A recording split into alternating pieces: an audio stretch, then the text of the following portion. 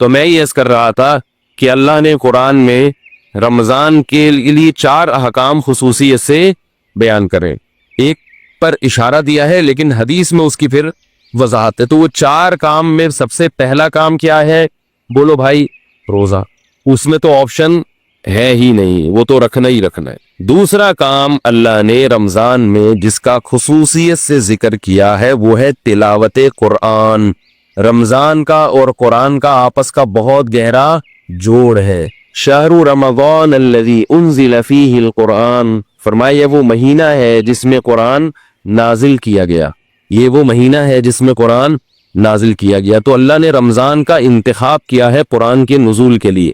اسی وجہ سے رسول اللہ صلی اللہ علیہ وسلم نے اس مہینے میں تراویح کو مشروع کیا، تراویح کو، تاکہ اس میں قرآن پڑھا جا سکے۔ بعض جو متجددین کہہ رہے ہیں کہ تراویح کا نبی سے کوئی ثبوت نہیں ملتا، یہ جھوٹ ہے، غلط بات ہے 100%۔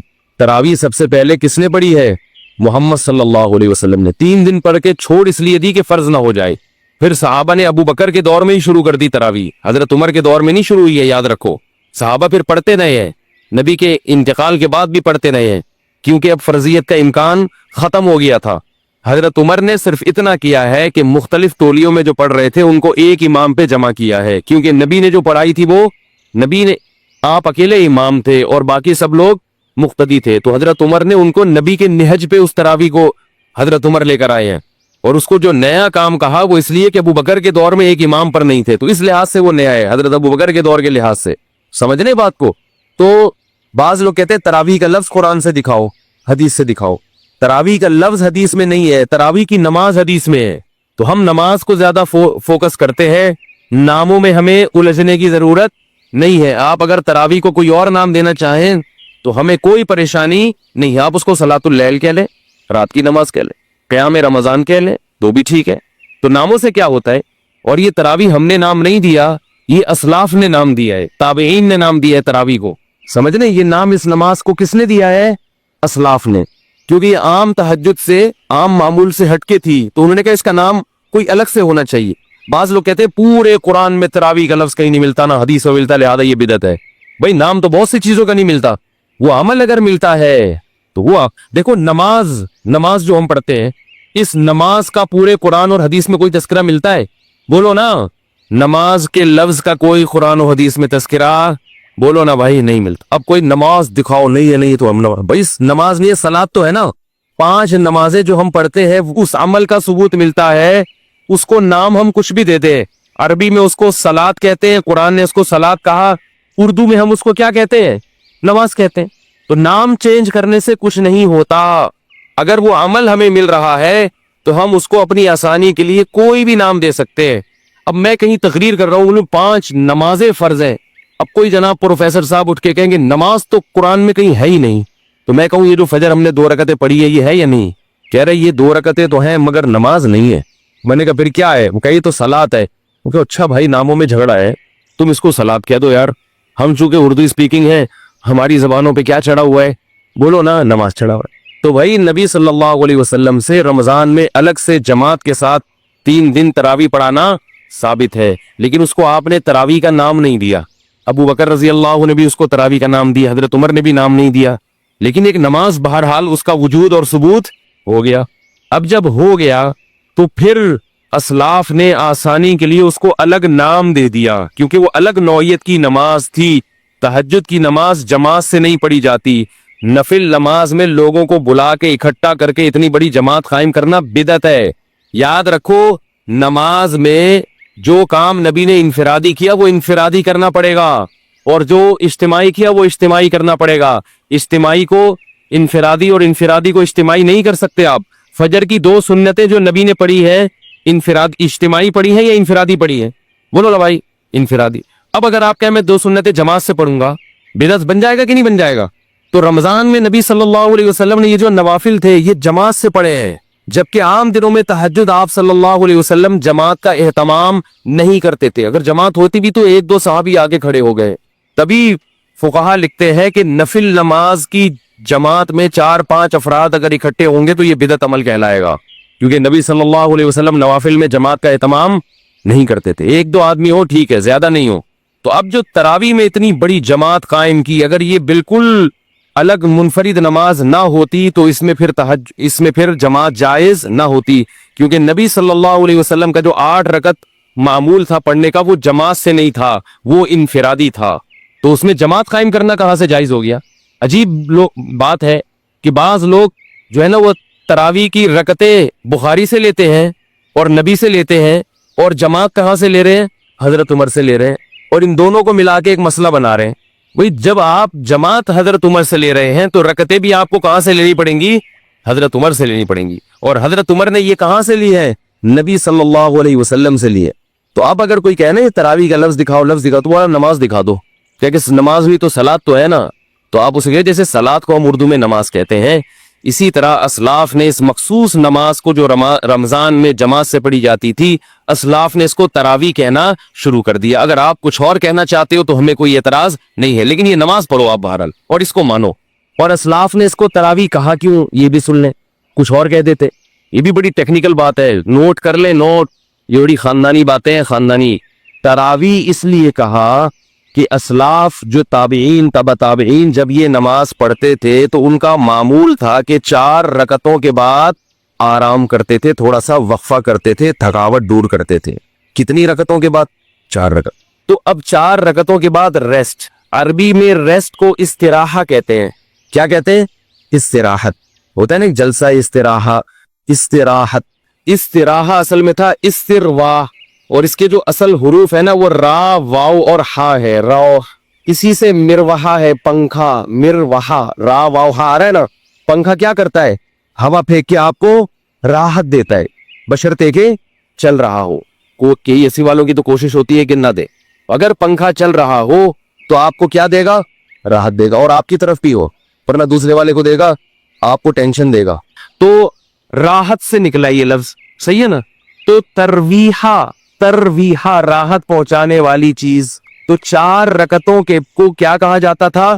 ترویحہ، کیونکہ اس کے بعد وہ کیا کرتے تھے؟ راحت حاصل کرتے تھے۔ کیا حاصل کرتے تھے 4 رکعتوں کے بعد؟ راحت۔ اب ذرا بات سمجھنا، ترویحتن کی جمع ہے تراویح۔ ترویحتن کی جمع کیا ہے؟ تراویح۔ عربی میں جمع کم سے کم 3 افراد پہ بولی جاتی ہے، 2 کے لیے عربی میں الگ صیغہ ہے۔ دیکھو، رجل 1 آدمی، رجلانی 2 آدمی، رجال 2 سے زیادہ۔ رجل کیا ہوا؟ روزہ کیوں لگ رہا ہے آپ کو؟ ہمارا بھی روزہ ہے بھائی، بولے نا ذرا۔ رجل ہمارے بھی روزہ ہے، اب ہمارے سامنے یہ نہ بتائیں گے صرف آپ کو روزہ لگتا ہے، سب مسلمان ہیں۔ رجل 1 آدمی، رجلانی 2 آدمی، رجال بہت سارے، یعنی 2 سے زیادہ، وہ کہیں کچھ بھی ہو سکتے۔ ترویحتن 1 ترویحہ یعنی 4 رکعتیں، ترویحتانی 2 ترویحیں یعنی 8 رکعتیں، تراویح 8 سے زیادہ۔ پتہ یہ چلا کہ اسلاف کے دور میں 8 رکعت تراویح کا تصور نہیں تھا، ورنہ وہ اس کو ترویحتانی کہتے۔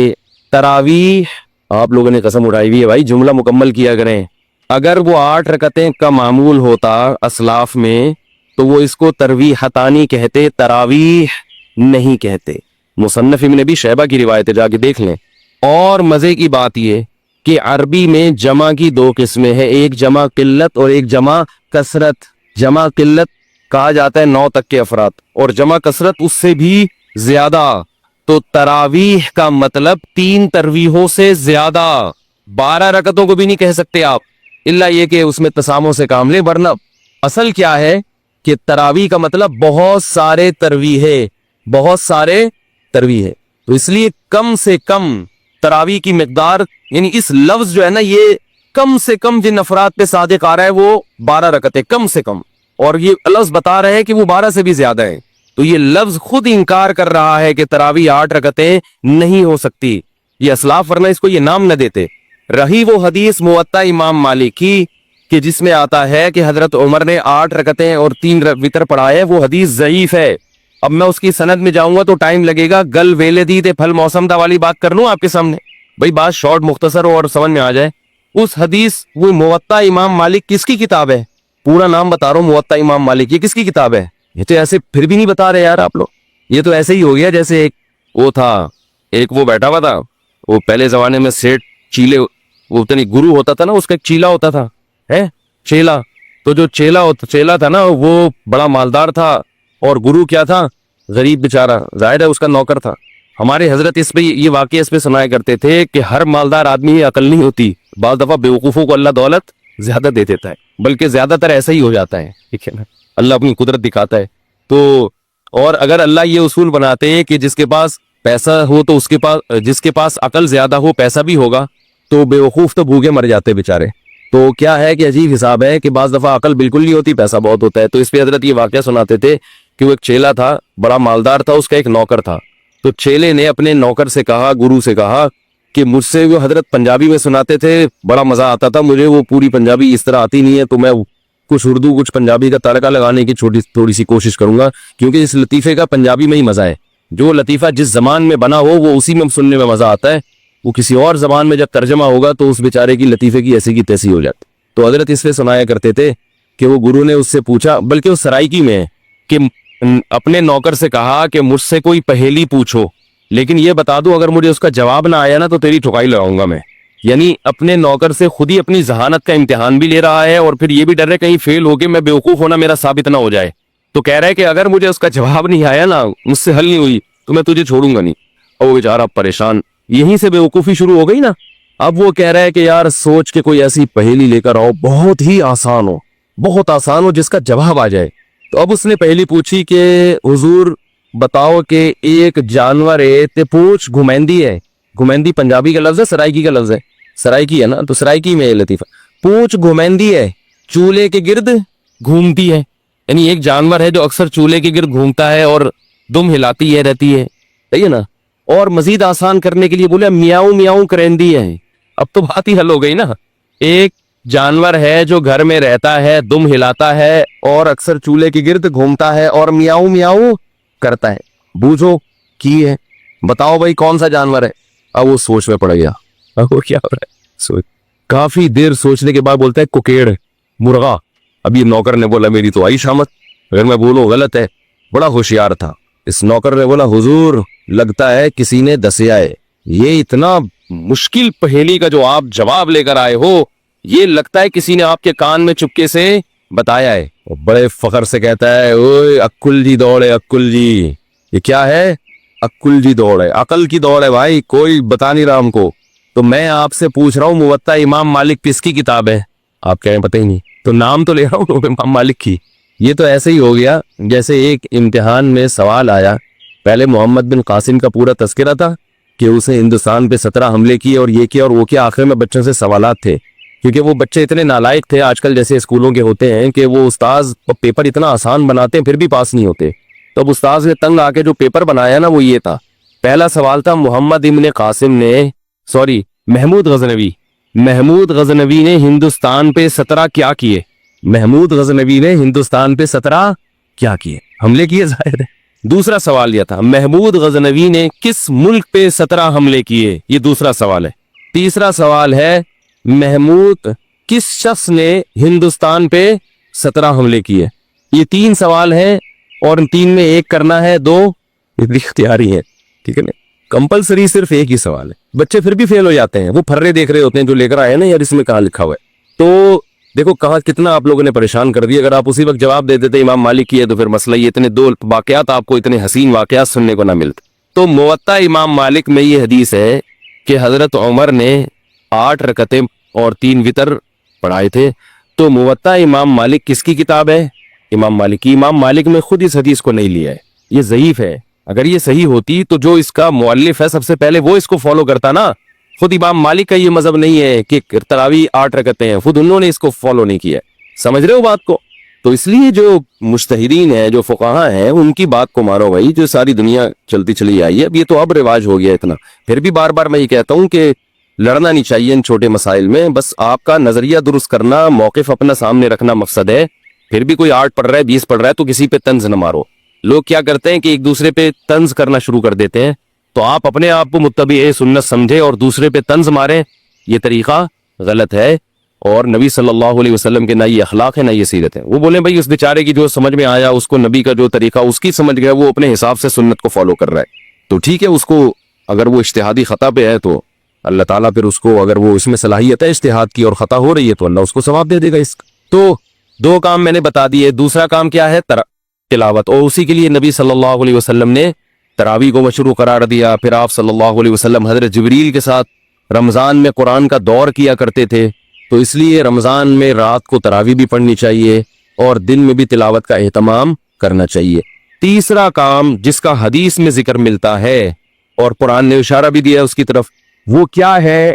सदकात व खैरात की कसरत। रोजा रखना आसान है, माल खर्च करना मुश्किल। आजकल लोग मन्नतें जो मानते हैं ना कि मेरा ये काम हो गया तो ये करूंगा, या खवातीन जो मन्नतें मानती हैं, नमाज रोजे की तो मन्नतें मानी जाती हैं, पैसे खर्च करने की मन्नतें नहीं मानी जाती। दुखती रख पे हाथ रखा कि नहीं रखा मैंने? पैसे खर्च करने की मन्नतें नहीं मानी। पैसों से हमें बहुत मोहब्बत है और अल्लाह ने जहां नमाज का जिक्र किया वहां माल खर्च करने का जिक्र साथ साथ किया। इससे पता चलता है कि अल्लाह को कंजूस नमाजी पसंद नहीं है। तो हम इस नोट से दिल ना लगाएं, इस प्रॉपर्टी से दिल ना लगाएं, रखें, मगर साथ साथ अल्लाह की राह में खर्च भी किया करें।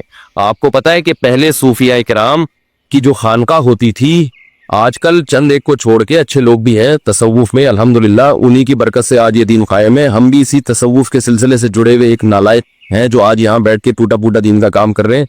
तसव्वुफ पर रद्द हरगिज मकसद नहीं है, किसी का मजाक उड़ाना मकसद नहीं है, लेकिन बहुत सी खानकाहें खाने पीने का एक होटल बनी हुई है, लंगर फ्री के चल रहे हैं और मुरीदीन आगे पड़े हुए खा रहे, खा के गर्दनें मोटी हो रही हैं। जब उनसे पूछा जाए कि तुम यहाँ क्यों पड़े हुए हो तो कहते हैं हम इस्लाह करने के लिए आए हुए हैं। हम क्यों आए हुए हैं? इस्लाह करने। चलो फिर बिस्मिल्लाह करो, खाना को। फिर वो सेठ कोई वो ले आया, देग ले आया बिरयानी की। तो भाई कोशिश किया करो जितना मुमकिन हो खाना अपने पैसों से खाया करो, इससे इस्लाह ज्यादा होती है। दूसरों के पैसों से खाना खाने से इस्लाह बोलो ना कम होती। और अगर खानका में हो तो कोशिश करो खाओ ही नहीं, रोजे रखो, क्योंकि रोजे रखने से जो इस्लाह होती है वो खाने से नहीं होती।